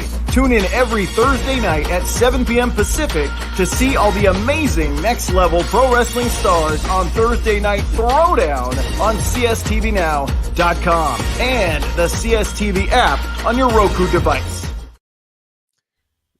Thursday Night Throwdown tonight on CSTV and CSTVnow.com. Look them up on Roku. Chris Dietz joins us here as we take it down the stretch here on Snowman in the Morning with Cole Johnson. Which team do you think had, I hate to be a cynic, but I'm going to be a cynic just for pure unadulterated laughter. Who had the absolute worst draft? Who had the worst? The Green Bay Packers. It baffles the mind. I mean, you know what you have, you know why your wide receivers, you let all your wide receivers go. You thought, all right, we can get by with second tier guys because we have such an elite quarterback. Well, you don't have that elite quarterback anymore. So you need to get him some help. And they go out and look, I mean, you're never going to get a problem from me. You drafted a guy from Iowa. Good job. He doesn't catch. He's not going to. Lucas Van Ness, good player, good defensive player. He's not going to help you guys catch the football. Right. He's not going to help Jordan Love on the offensive side of the ball. Right. And all right, so you pass on him in the first round. Mm-hmm. You don't draft a wide receiver at all. No. Wide receiver heavy draft. Second, third, fourth round. You could have gotten and they pass them all. I mean, we talked about A.T. Perry didn't go until the sixth round. Wow. He was they passed him up time after time. 5 rounds. Passing up a 6'5" wide. You don't think that would help Jordan Love? Five different rounds they passed on A.T. Perry. I mean, your biggest need is wide receiver because you have all these guys, you have all these second tier guys in Green Bay, and I can't even name one of them. All I know is there was they had that one guy that had a great game. Unfortunately, that great game was against the Cowboys. That's the one wide receiver I remember from them from last year. And you needed to go out and get a guy. You needed to go out and get a wide receiver. And in this draft, you at 13, probably not a spot to draft a wide receiver. But in the second, third, and fourth round, you needed to get a wide receiver. Easily could have gotten anybody, and they didn't do any of that. No, they didn't. A.T. Perry winds up going to New Orleans. There's the next team. Talk to me about the Saints. How do you think they did? Love that. I love that he went to the Saints. I mean, look at that wide receiver core with Olave. If Michael Thomas ever becomes Michael Thomas again, that's a big. You have four wide receivers there that can easily, and now you can put Chris Olave in his rightful spot because you can put Mike Thomas on the outside. You can put A.T. Perry's going to be lining up. He's going to be lining up on the outside. There's no way. There's no way anybody can match up with him. And now Chris Olave can go underneath and run all those underneath routes that he's great at. Information Man Show joining us this morning. Good morning to you. For those of you watching on YouTube for the first time, subscribe to the Shady Sports Network YouTube channel and the Snowman Multimedia YouTube channel. We're both pushing toward 1,000. And if you also can, Brian, this is for you. Subscribe to No Credentials Required. All three channels have some great content. Hit up Fifth Down Sports Show as well as Cole Sports with a Z as well. And I have a bone to pick with you, Cole. What now? Oh, I was just going to say the same thing. I was waiting for that. Did you bring the show back yet, or did I miss it? No, not yet. No, there's you been were some. Yeah, it's been some. I won't say issues at work, but it's just been work has been a little bit more hectic than usual. But but it's fine. You've been swamped. I get it. I pick on you out of love, and I know your schedule, and I know when you get swamped. And also, thanks to Victor, we know when you're cooking in the lab, because Victor always says if Cole's late, he's cooking something, and he always drops some gems for us. Speaking of gems, I got one to close out the show, but first, this quick word from Thursday Night Throwdown and Battleborn on CSTV. This planet has been great to me. It's given me gifts that I can't even explain. It's given me adventures and memories I'll never forget. And Battleborn, I think, has given me the opportunity to go beyond and give something back. How can I be a better custodian to this planet and the place I live? That's where I am with Battleborn. Let's make the planet a better place. I'm in another lane. I'm a different breed. I'm everything you can never be. I'm next level. Next level. Thursday nights are wrestling night on CSTV. Tune in every Thursday night at 7 p.m. Pacific to see all the amazing Next Level Pro Wrestling stars on Thursday Night Throwdown on CSTVNow.com and the CSTV app on your Roku device. 10 p.m. Eastern, 7 p.m. Pacific for Thursday Night Throwdown. Let me thank Chris Dietz for joining us this morning. It's been a full 2 hours of Totally Dietz, and I'm going to take us home with an experience. And good Lord, I got a good one. Push the button, please.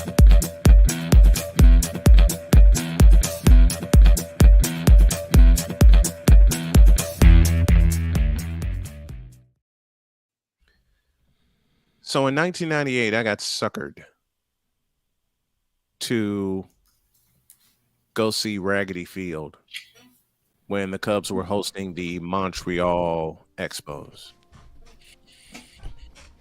That was the first and only time, well, another time I did a broadcast there, but I'll talk about that in my broadcast experiences later. That's the only time I was at Raggedy Field. And I spent the bulk of the time not in the seats. I spent it in the suite. It was nice and cool. There was food. There was beer. I hung out there and watched the game on television. Oh, nice. Fast forward to 2015. Food, beer. Yeah. Game. What could be better than that? I will tell you, fast forward to 2015. All right. When I got offered by the Voodoo to go to Raggedy Field, and I flat told him, hell no.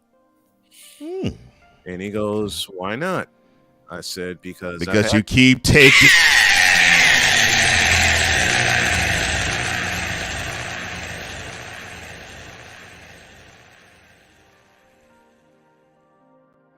Women. Oh, I'm sorry. Go ahead, sir. Do it again. Do it again. It's because with women, sucker, you keep taking.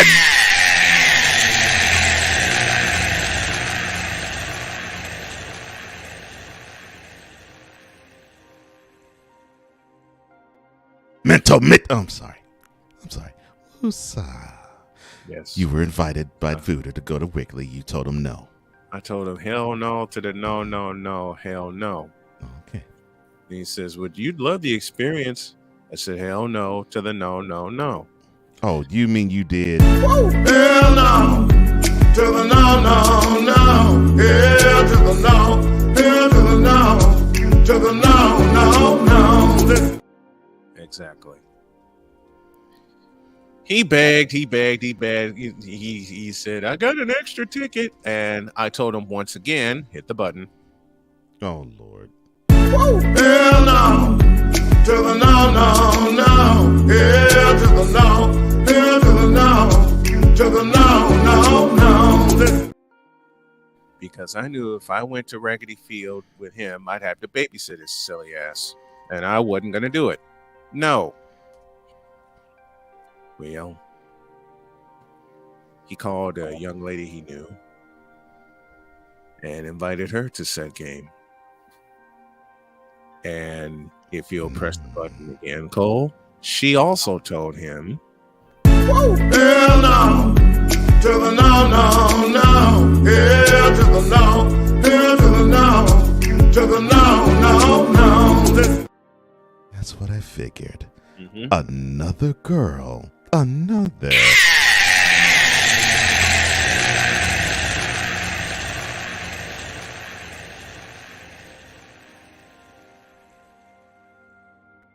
And this is where Cole's nighttime DJ voice will come in. So the girl comes. She turns. She called you. Oh, so I told you she wanted that brown sugar. Yeah, she called me. She wanted that coffee to be sweet and black. And she told me, "Do you know that Bleep Bleep Davu that invited me to a Bleep Bleep Cubs game?" I said, "Yeah, because he invited me to the same game." And she said, "What did you tell him?" I said, "I told him this." Hell no, to the no, no, no. Hell to the no, hell to the no, to the no, no, no. So the man thinks that he can romance a woman by Cubs games. How pathetic. Well, the next thing she asks me, "Want to go see the Sox play the Oakland A's at U.S. Cellular?" I said, "I'll be there in 45 minutes. So I get ready to take off, and Booter stops me and says, "Where do you think you're going?" I said, "Well, I think I'm going to the South Side to visit my family." Yeah, I lied. Gee, yeah, you were visiting new family. Oh yeah, okay, yeah, I lied.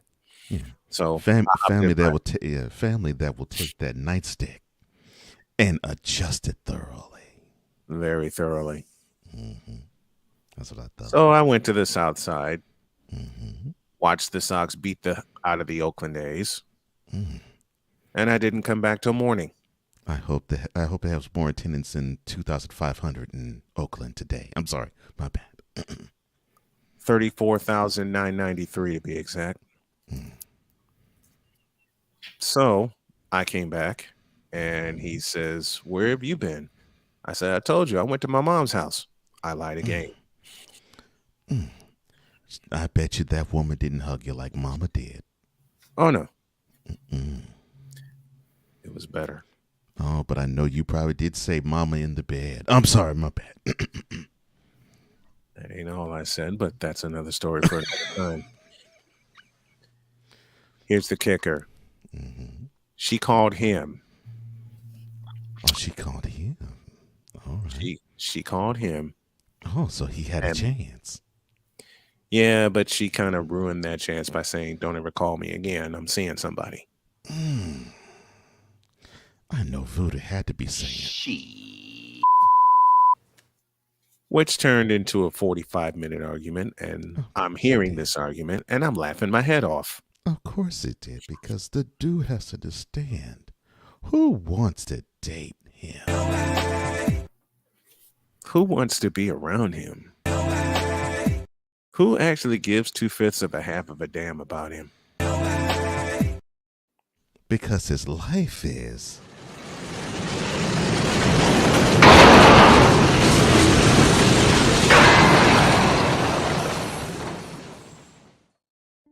She didn't tell him who she was seeing. Of course not. But for some crazy reason, he figured it out. And this is while I was dealing with a very abusive relationship, which I was trying to escape. Mm-hmm. But for that period of time, I had an escape. Mm-hmm. But we didn't tell him that. And That's a shame. That's a shame. 8 years later, I found my forever. Of course. And he has taken many, many more. Oh, no. Not many more of these.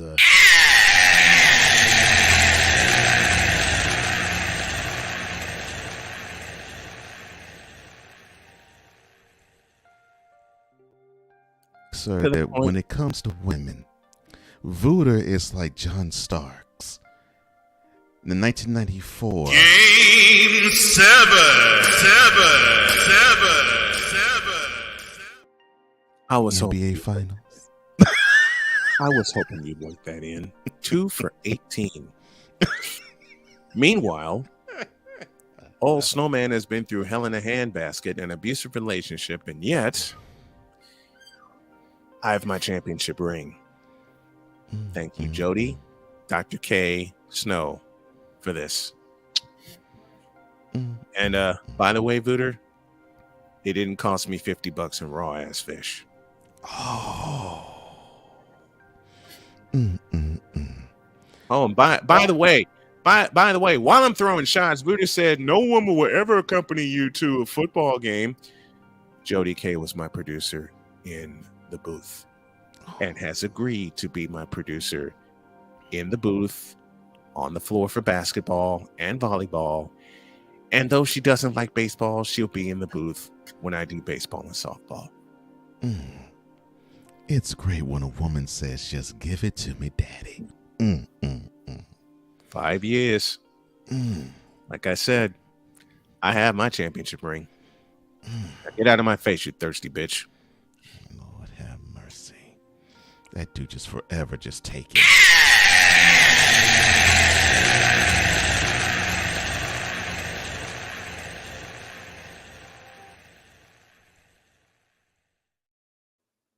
Oh, my goodness.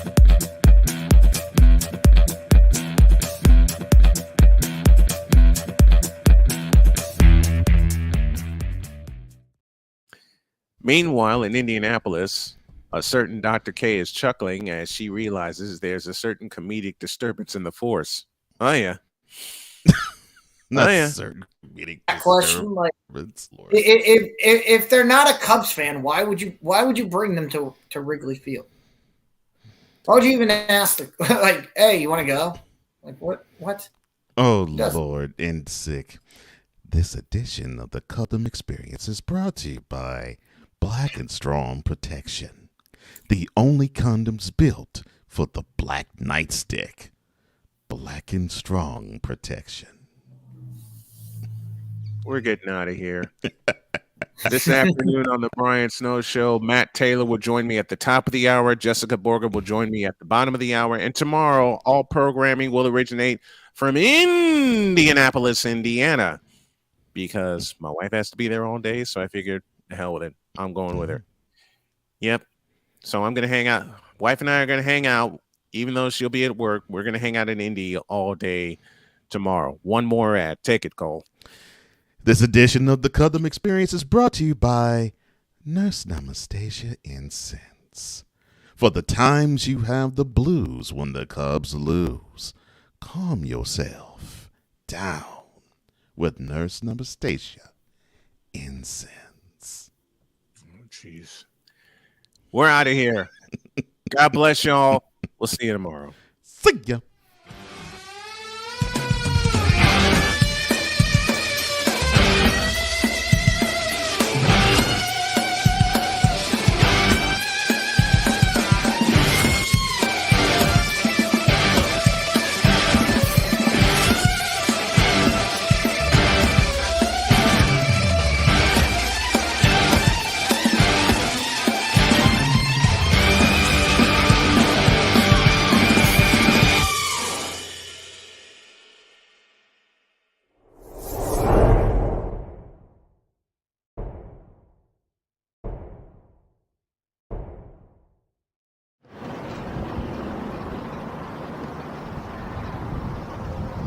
Voodoo, you still suck.